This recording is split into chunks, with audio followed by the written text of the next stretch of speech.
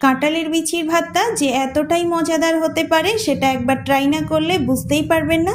একটু ভিন্ন ধরনের এই ভর্তাটি, যা দিয়ে নিমেষেই এক প্লেট ভাত শেষ করে ফেলা যায়। আজ আমি বানিয়ে দেখাচ্ছি একটি অসাধারণ স্বাদের কাঁঠালের বিচির ভর্তা।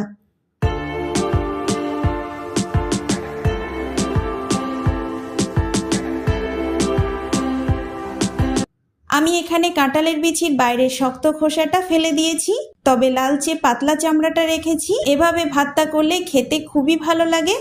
আর মাঝারি সাইজের 6 থেকে 7টি পেঁয়াজ 4 ফালি করে কেটে নিয়েছি।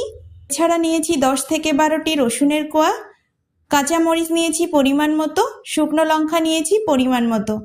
এবার একটা প্যানে তেল দিয়ে দিচ্ছি। তেলটা একটু গরম হয়ে আসলে কাঁঠালের বিচিগুলো দিয়ে ভালো করে তেলের সঙ্গে মিশিয়ে নিচ্ছি। এরপর প্যানটা ঢাকনা দিয়ে ঢেকে মিডিয়াম আঁচে 40 থেকে 45 মিনিট রান্না করে নেব। চুলার আঁচ মাঝারি থেকে কম রাখতে হবে, না হলে বিচি পুড়ে যেতে পারে বা একদম সিদ্ধ হবে না। 45 মিনিট পর ঢাকনা খুলে ভালো করে নেড়ে চেড়ে দেখুন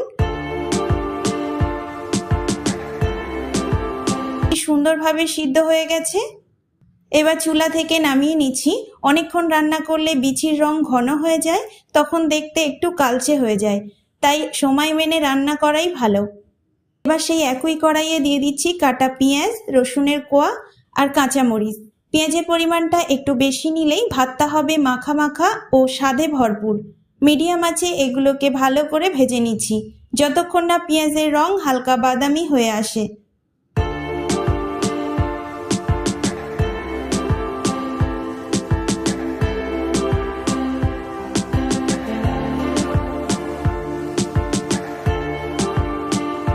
কালারটা একটু চেঞ্জ হয়ে এসেছে, এখন চুলা থেকে নামিয়ে নিচ্ছি। এরপর শুকনো মরিচগুলো ভেজে নিচ্ছি। শুকনো মরিচগুলো এমনভাবে ভাজতে হবে যেন ভিতরের বিচি পর্যন্ত পারফেক্টভাবে ভাজা হয়। ঠিকঠাক ভাজলে এই শুকনো মরিচ দিয়ে ভাতটা হবে একদম লোভনীয়।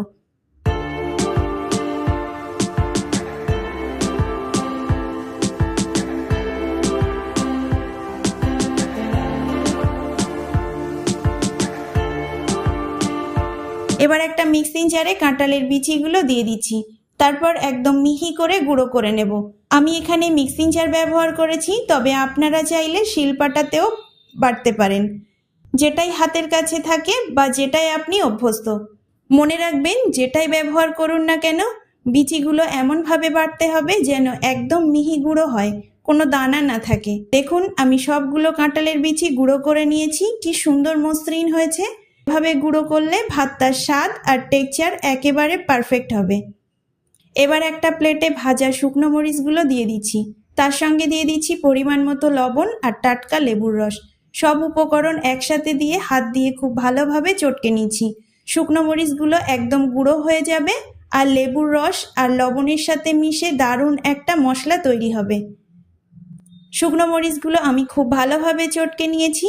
এবার যেটা আগে ভেজে রেখেছিলাম পেঁয়াজ, রসুন আর কাঁচামরিচ, সেগুলো দিয়ে দিচ্ছি এই মশলার মাঝে। সব উপকরণ একসাথে দিয়ে আবারও ভালোভাবে চটকে নিচ্ছি। মনে রাখবেন, খুব ভালোভাবে মেশাতে হবে যাতে সমস্ত উপকরণ একসাথে নরম হয় আর মাখা মাখা হয়ে যায়। যতক্ষণ না পুরো মিশ্রণটা নরম হয়ে আসছে ততক্ষণ হাত দিয়ে ভালোভাবে চটকাতে হবে। হাত দিয়ে একদম যত্ন করে মাখাতে হবে যেন প্রতিটা উপকরণ একে অপরের সঙ্গে ভালোভাবে মিশে যায়। মাখানোর সময় আপনি ইচ্ছামতো আরও একটু লবণ, লেবুর রস আর কাঁচামরিচ দিতে পারেন, তাহলে স্বাদটা আরও পারফেক্ট হবে। এবার দিয়ে দিচ্ছি সেই গুঁড়ো করে রাখা কাঁঠালের বিচি। সব মশলার সঙ্গে একসাথে ভালোভাবে মিশিয়ে নিচ্ছি। একদম যত্ন নিয়ে মাখাতে হবে যতক্ষণ না একটা আঠালো মাখা ভাব চলে আসে। এই পর্যন্ত এসে রেসিপিটি যদি আপনাদের কাছে ভালো লেগে থাকে তাহলে একটা লাইক দিতে ভুলবেন না। আর আপনি যদি আমার চ্যানেলে নতুন দর্শক হয়ে থাকেন তাহলে চ্যানেলটি সাবস্ক্রাইব করে পাশে থাকবেন আর অল নোটিফিকেশন অন করে রাখবেন, তাহলে নতুন কোনো রেসিপির আপলোড হলে সবার আগে আপনার কাছে পৌঁছে যাবে। আর যদি ফেসবুক থেকে দেখে থাকেন তাহলে পেজটি ফলো করে দেবেন। সব কিছু একসাথে মিশে গেলে শেষে কিছুটা সরিষার তেল দিয়ে আবারও মিশিয়ে নেব।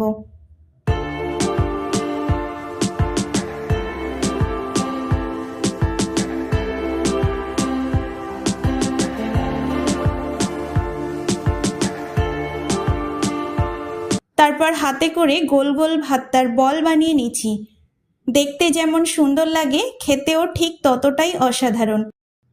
এই কাঁঠালের বিচির ভর্তা আর গরম গরম ধোঁয়া ওঠা 1 প্লেট ভাত, তার সঙ্গে 1 টুকরো টাটকা লেবুর রস, দেখবেন নিমেষেই পুরো 1 প্লেট খালি হয়ে যাবে।